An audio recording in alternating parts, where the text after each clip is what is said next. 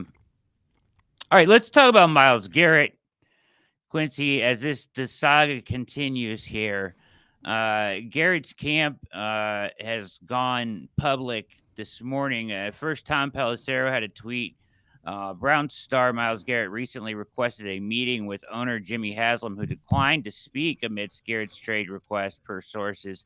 Both sides are dug in. Cleveland refuses to even discuss a trade, while Garrett is preparing to miss games if he's not traded. That was from Tom Pelissero. Then Mary Kay followed that up quickly with Jimmy Haslam told Myles Garrett to talk to GM Andrew Berry when Garrett asked to meet with him amid his trade request. And then later on, we had Aditi weighing in.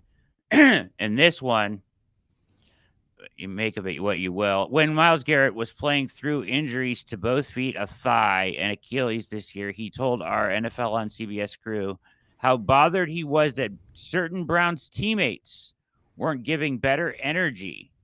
He said he called out offensive teammates for their body language, and when I asked if it was he was so irritated I didn't just have surgery, he said, I want to win. This is my purpose until it's not. Which is to say, one, this has been brewing and isn't only about the quarterback. And two, I may not know another superstar who could so quickly pivot to another purpose. Garrett has never defined himself solely by football in a game of chicken. This is a man who could easily go write anime or live abroad until he gets his way. I don't know about all that.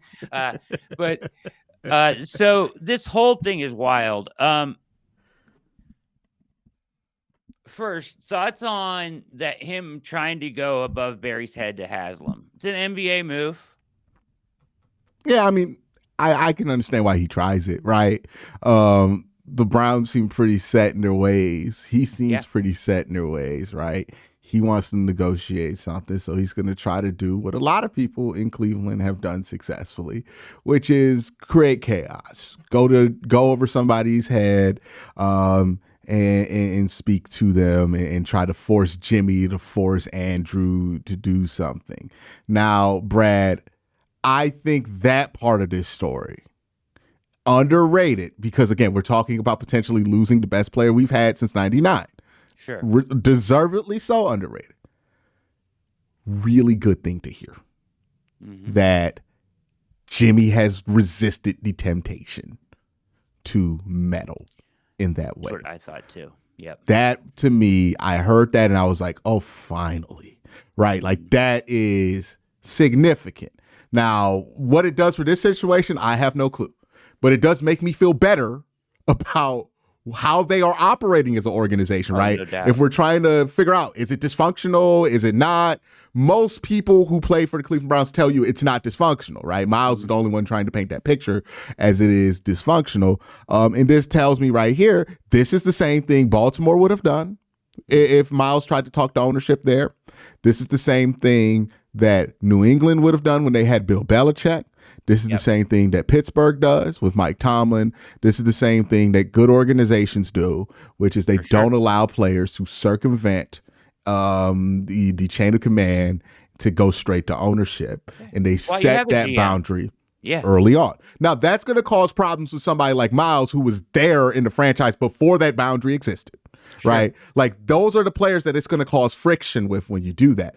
But having that be the case going forward is not a bad thing. Think about all the dumb stuff this organization has done or tried to do because somebody decided to talk to Jimmy. Like the whole Hugh Jackson era was somebody trying to talk to Jimmy. We almost traded the pick that netted us Nick Chubb because somebody tried to talk to Jimmy to trade for UFL Hall of Famer A.J. McCarron. Yes. Right? Like, that almost happened. Sachi had to then circumvent them and get fired and just decide not to send a trade in. Yeah, the fax machine debacle. Mm-hmm. Which, by the way, if you're going to circumvent your GM, why would you leave it up to him to send the paperwork in? But I don't so know, true. but Yeah. I'm glad that Sachi had that moment of civil disobedience, Yep. which ended Absolutely. up being a net positive for the Cleveland Browns. So hearing that part, that he tried to go around Andrew Berry and they said no. Yes. They shut that down. And that apparently frustrated him immensely. Immensely. Yeah, cool. You can live with that. And I understand why that's going to frustrate Miles because, again, those boundaries didn't always exist for him pre-2020. But that's the world he lives in now, right? So, we made this mistake. Baker Mayfield was circumventing on general managers to get the coach that he want, or not general managers, head coaches and other decisions to get, like, this stuff does not end well when you have that kind of a process. So that part is a positive takeaway here. It also tells me there is absolutely zero desire for the Cleveland Browns to do this, to trade him.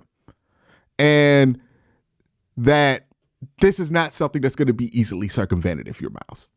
Like, Miles basically he was trying to hit the nuclear button, right? He was trying to hit we talked about, what's the red button? What's the red button? He tried to go to Jimmy and hit the red button, and he got thwarted.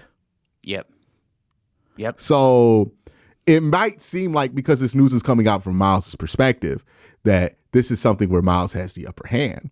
And look, there's probably going to be frustration long-term here. I don't expect these two to be together for the rest of their career, right? Like, there's eventually going to be a breakup here.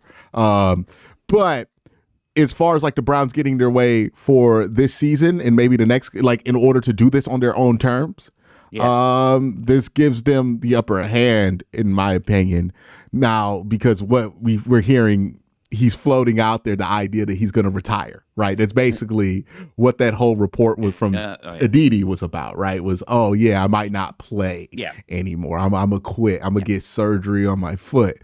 And the Browns seem fully adept to say, hey, man, do it. Yep. We'll see you next year. You're still going to be under contract, right? Yep. So, look, this thing is going to be, no matter how it resolves itself, it's going to get hotter and hotter because, look, they're going to have to resolve something, some part of this negotiation by the start of the league new year or by March 16th. So it's going to keep heating up, right? And we'll see if it gets to the point where guys are holding out of camp. Certainly feels like it can be at this point, right? And look, people called me crazy when I said this the first time.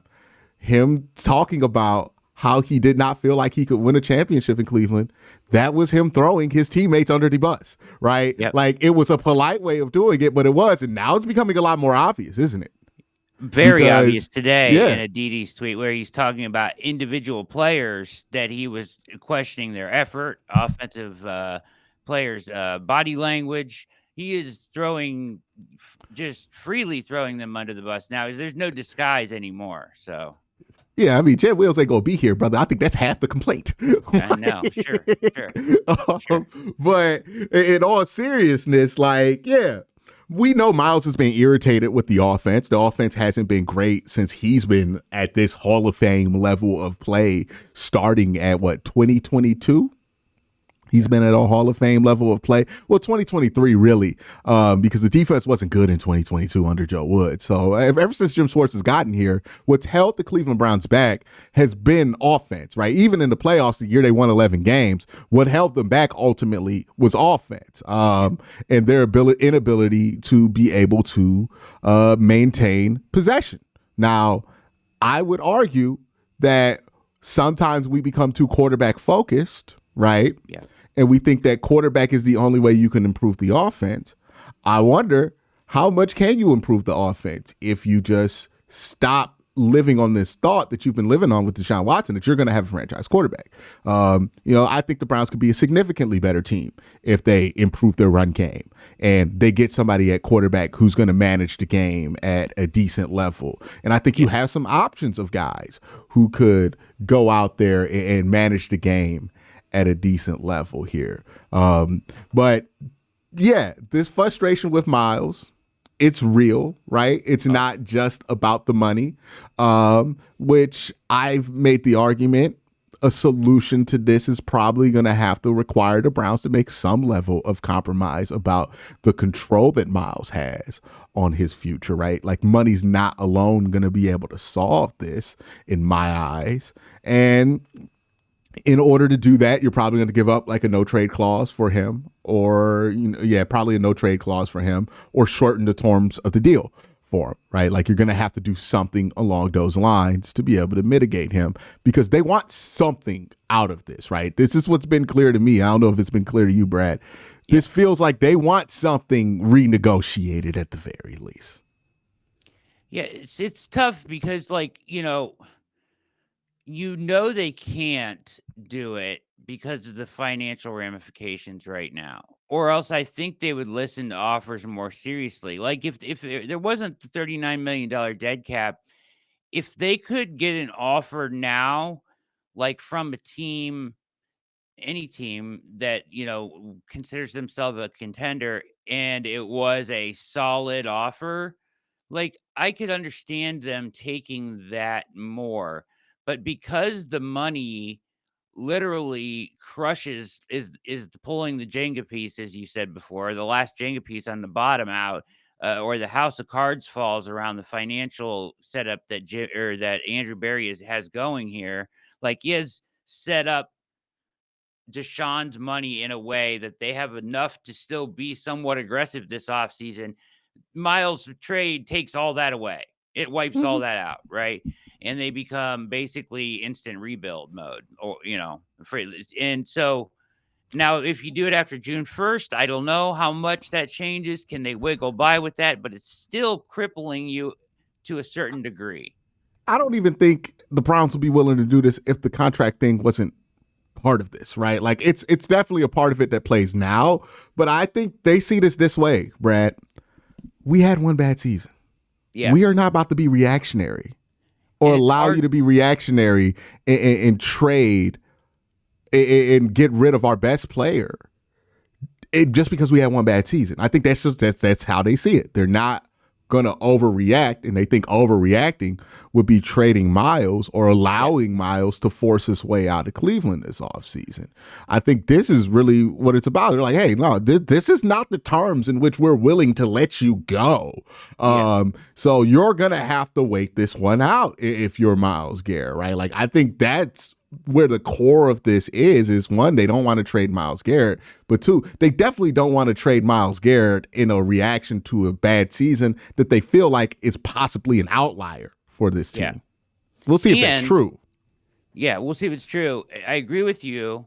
I believe they feel that way, and the financial ramifications, and on top, which makes it impossible for them to do it. But also the main thing here is too, I don't know if there's any compensation that any team's coming forward with, which you would consider even close to worth Myles Garrett. It would be hard for a team to come forward with that.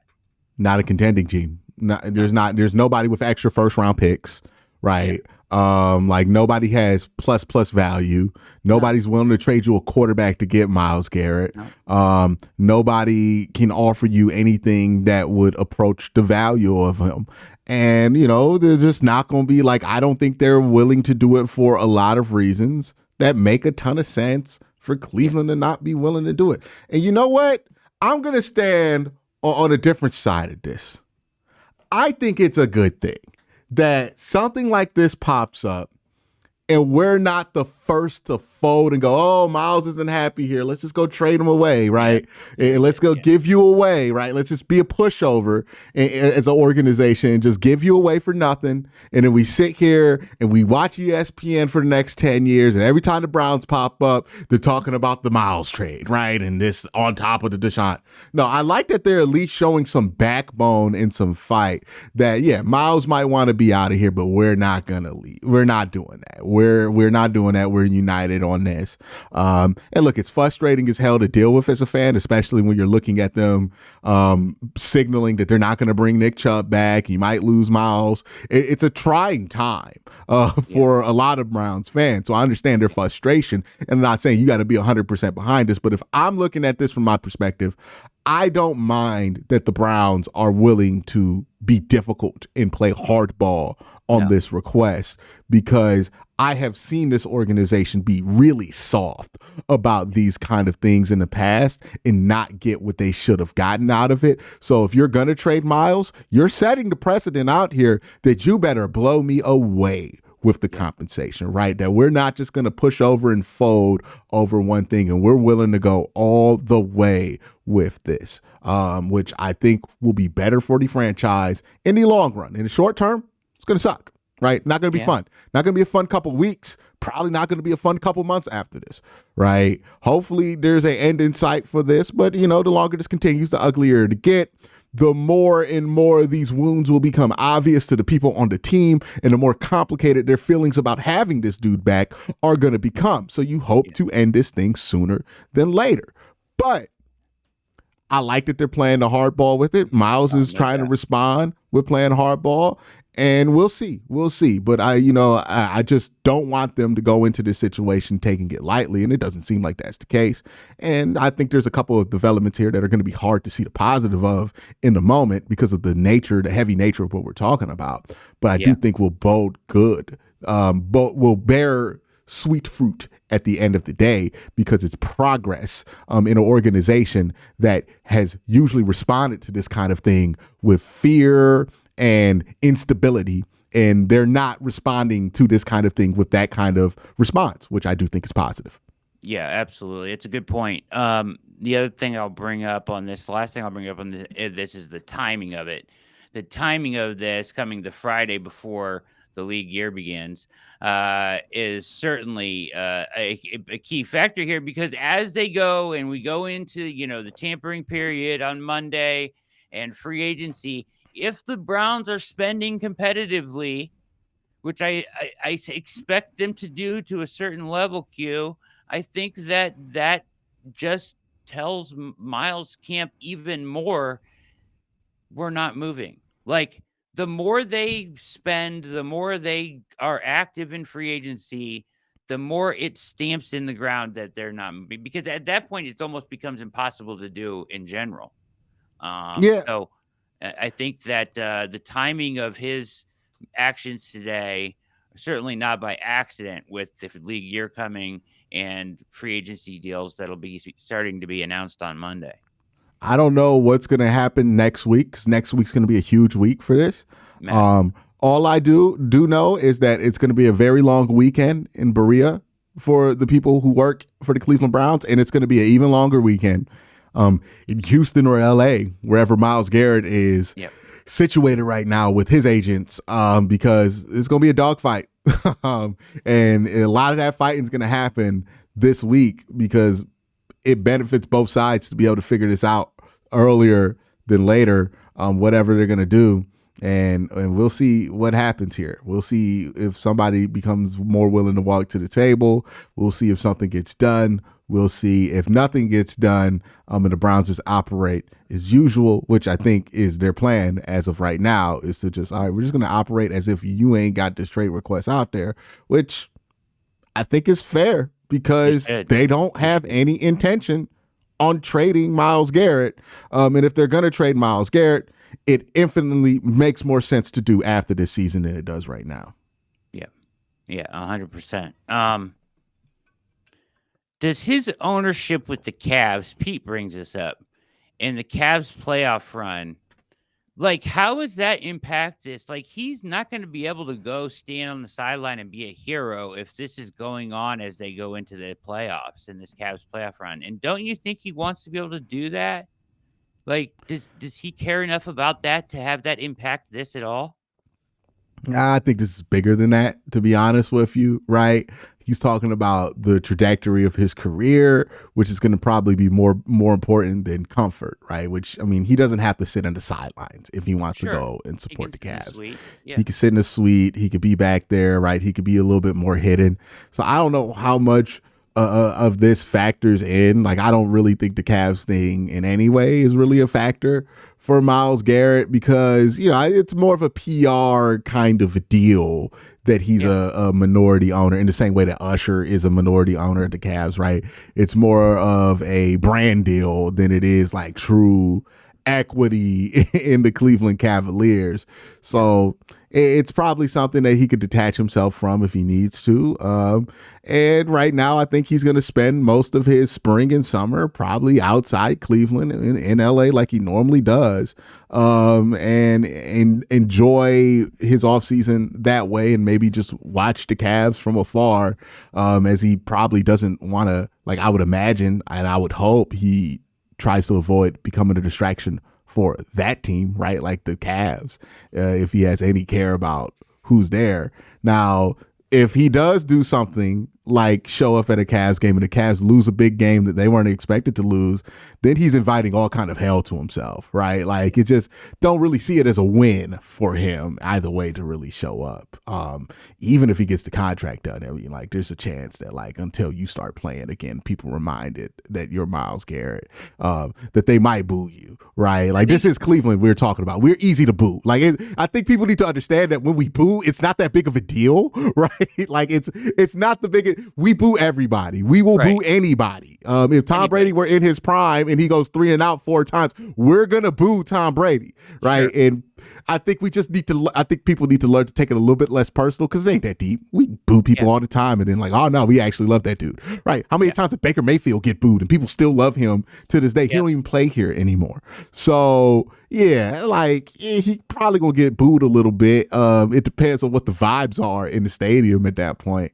So I would avoid it, but I don't really think that's something he should consider in this whole thing. I think he should really just consider, hey man, how far are you willing to take it? I think that's the biggest question he needs to ask. Are you willing to miss out a season? Are you willing to take that sacrifice on your cumulative totals, right? A lot of the active streaks that you have, are you willing to let all of that go? These things that are vital to your Hall of Fame argument in a chance to maybe force your way to a Hall of Fame team? Or are you willing to take a deal that maybe makes you stay in Cleveland for a couple of years, but allows you the freedom to go where you want at the end of it? I think that would be a more attractive offer to him if you're willing to make that case. And I think the Browns will make some kind of case similar to that, but it's going to take getting to that point, and they're not going to get to that point overnight. Like, it's going to take a lot of fighting to get to that point. I think that's ultimately where we end up because it makes sense for both sides, but yeah, like it's going to get ugly. I said this at the beginning of this thing. I think people were like, well, is it going to get ugly? It's already gotten ugly. And I think Myles, he was like, I want to avoid it getting ugly. I said this the day he started doing it.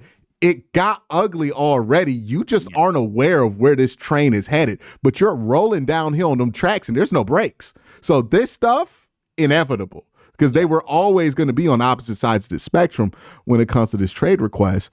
The question is, how ugly does it get? How catastrophic does it get? The Browns aren't going to play into it, right? They're like, hey, meet with Andrew Berry. We're not going to make this uglier than it has to. Andrew's in charge of this. He's the one making the decision. He's going to it's going to be, the onus is going to be on Myles to make this thing uglier and uglier. And that's where you have to question, like, hey, how willing is Myles going to be to be portrayed as the bad guy? Because that's going to happen if he takes the steps that will even make them consider trading him this offseason. Yep. That great point. Well said. Perfectly said. Good stuff. Very interesting.